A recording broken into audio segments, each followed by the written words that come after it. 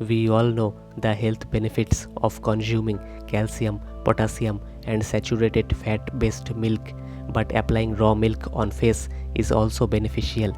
Today, we are going to make a face pack for glowing skin.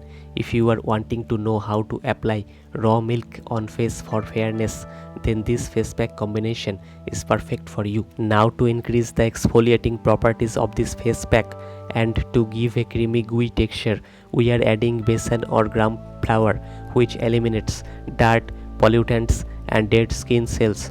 As a consequence, it aids in the reduction of the appearance of acne scars. Now we will use about half teaspoon of turmeric powder.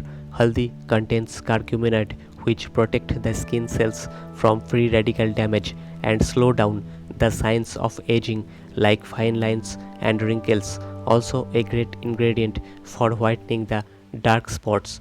Mix all the ingredients well until it gets a creamy texture. Routinely use of this face mask can help restore your natural glow.